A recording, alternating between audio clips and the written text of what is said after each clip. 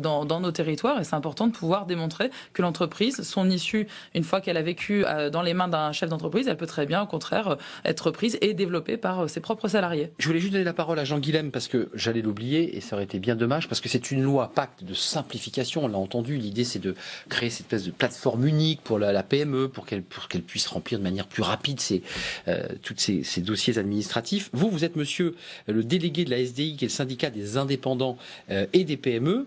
Est-ce que vous avez le sentiment d'être directement concerné par cette loi Pacte parce que moi je me suis laissé dire qu'on était passé de l'auto-entreprise à la micro-entreprise et que tous ceux qui étaient passés à ce statut avaient eu l'impression qu'on avait un peu compliqué leur vie plutôt que de la simplifier. Non, je me trompe ?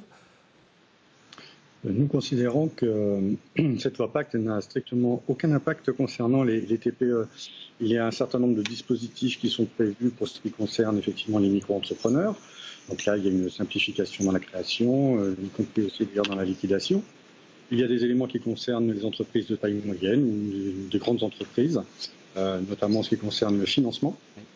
Mais entre ces deux éléments, le maillon dans la chaîne de valeur que sont les TPE sont totalement oubliés. Je précise que les TPE, ce sont à 85% des entreprises de moins de 6 salariés. Donc en ce qui concerne les seuils, notamment le seuil du 10, d'ici à ce qu'elles puissent en profiter, il faudrait déjà qu'elles doublent leurs effectifs. La vraie problématique des TPE à ce stade, c'est surtout la question de l'accès au financement. Et l'accès au financement, notamment au financement bancaire, nous avions proposé des éléments qui permettaient d'améliorer les frais financiers, notamment qui sont à la banque, au travers d'une proposition d'encadrement de ces frais. Bon, a priori, cet élément n'est pas fait à ce stade, mais pas naturellement pour qu'il le soit.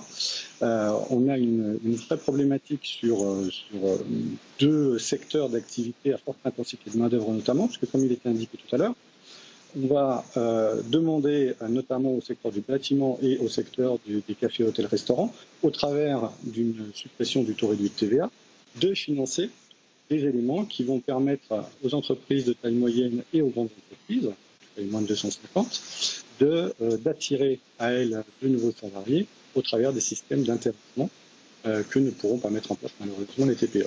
Merci. Il y a deux sujets que vous évoquez, donc ce qu'évoquait Daniel Fasquelle sur la baisse, la remise à 19 à 20% de la TVA.